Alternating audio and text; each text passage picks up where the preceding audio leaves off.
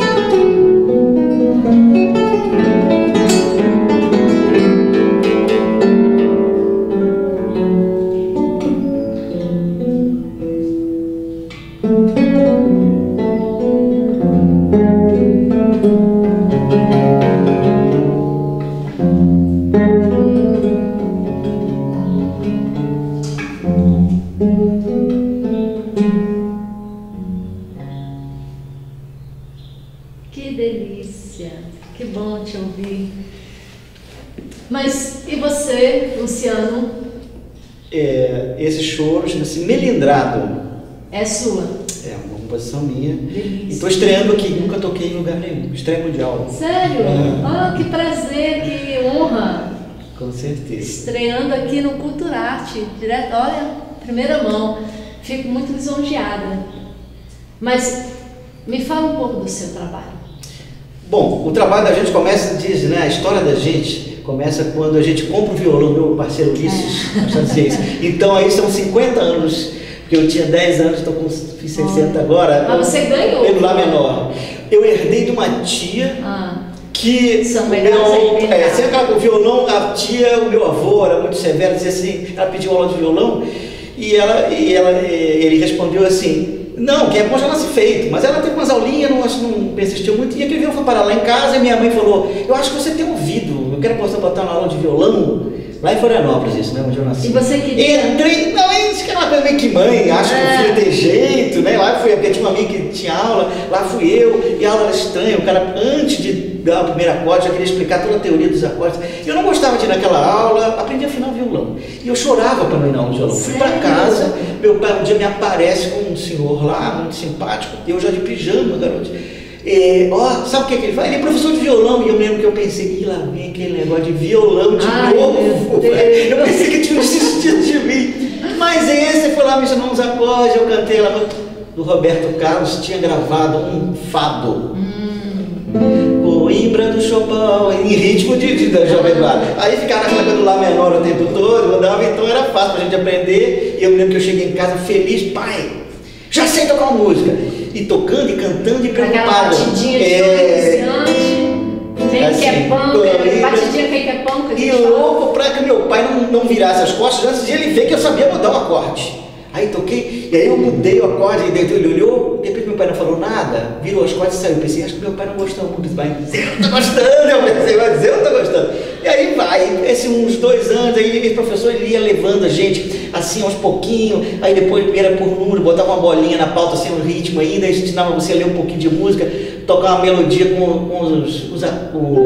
o solo já da melodia, né? E assim foi, mas eu parei, ficou Um ano e meio, nisso, 2 anos, parei, largou, quebrou o violão. Fui morar em Porto Alegre, Rio Grande do Sul, um pouco antes, minha mãe deu outro violão para mim, chegou lá, daí já era outro departamento. Tinha os seminários internacionais para violão, onde eu estudava, né? Então, aí fui aprender a ler partitura, que eu já queria. Minha referência de violão era o Baden-Powell, eu não sabia que se tocava música clássica no violão, para começar isso. Então eu fui lá para aprender a querer tocar solo. Não, pois é, mas tem coisa clássica, Aí eu fui vindo, fui aprendendo, misturando as duas influências. Aí foi descobrindo. Muita coisa a gente descobre pela gente, né? Muita coisa a gente olha. O violão não é só ouvido, o violão é olhômetro também. A gente está aqui, olha o acorde do outro e rouba. Claro, né? Vamos é pra isso. Recriar. Exatamente. Olha, peguei o acorde daquele cara, mas não é que é violão só de ouvido, não. É o olhômetro também. Você vê lá longe o cara fazer o acorde, você gostou e você olha assim, é assim. O desenho é bonito, exatamente, né? Vai impressionar. Exatamente. Chegando em Brasília, eu tive. Aí fiquei em Porto Alegre, toda aquela formação clássica, né? E cheguei a fazer uma canção no colégio com uma amiga minha, Ana Bax, que coincidentemente veio morar em Brasília anos depois, minha primeira parceira. Mas eu queria mesmo era tocar violão e compor. Entrei na faculdade de composição, regência, não tinha violão na época, eu falei, nem essa coisa de composição me atrai também. Fui eu. Eu fui um péssimo aluno na universidade, eu não tive uma cadeira. Eu entrei e saí muitas vezes, eu fui expulso, né? Jubilado é um nome bonito, né? Expulso da UNB umas 4 ou 5 vezes. Isso, Luciano? Peraí. Rebobina, você foi jubilado umas 4, 5 vezes, é isso? Sim, porque eu não cumpria o programa lá que eu tinha. Muito bom, várias vezes, né? E voltava, e sempre voltava ao vestibular, eu dizia, lá veio ele de novo. Né? Professor, eu acho que você gosta muito daqui, né? Você deve gostar. Fui indo e acabei me formando no Rio de Janeiro. Quer dizer, você teve essa briga toda com a Universidade de Brasília e foi se formar no Rio de Janeiro. E aí, antes disso, eu fui para os Estados Unidos, também fui aceito lá, mas antes de começar, também já fui para a Inglaterra. E na Inglaterra comecei um curso de música para cinema, e depois com a coisa toda do 11 de setembro, as implicações, acabei voltando, e aí eu comecei a escrever para orquestra. Eu entrei na faculdade, meu sonho era escrever para orquestra, e de repente eu comecei a escrever sem ter aprendido isso na universidade. Se eu não me engano, eu vi que tem uma música sua que foi para uma orquestra em BH, cantada pela Gal Costa. Eu fiz arranjo para um show. Primeiro foi para Jane do Boca, onde eu atuei. E depois fiz arranjo para um show, 2 arranjos para Gal Costa, um show dela em Minas Gerais. Depois ela repetiu, não o mesmo show, mas um show de comemoração. Sei lá quantos anos da carreira dela, acho que 50, não sei, fica falando isso, não vai brigar.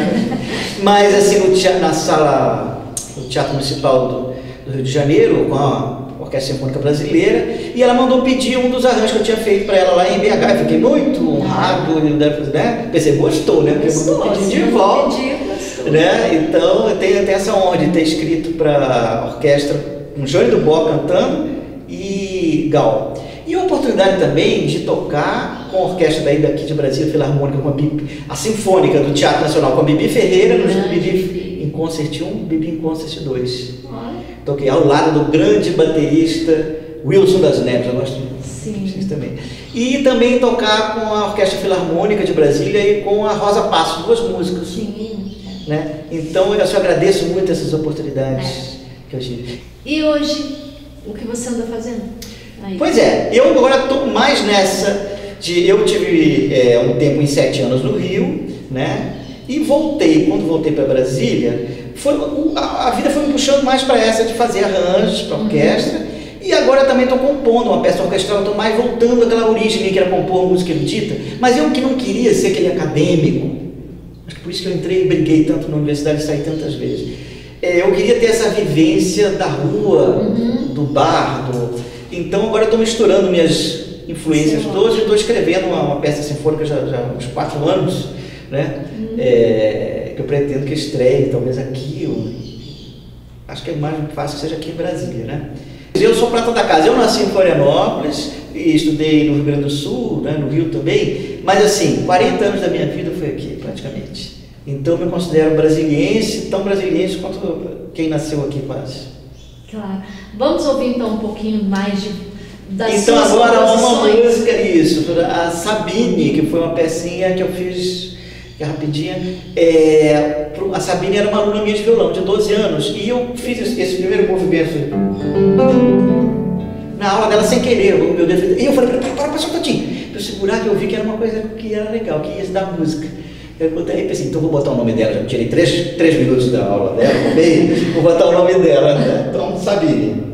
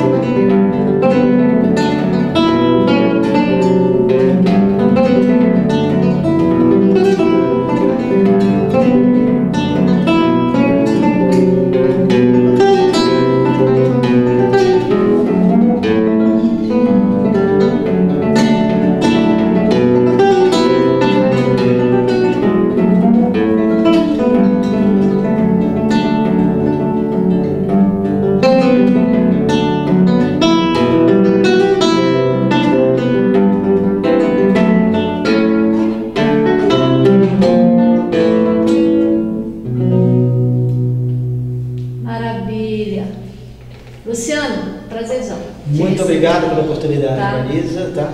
E volte. Esperamos poder voltar com outros trabalhos. Obrigada.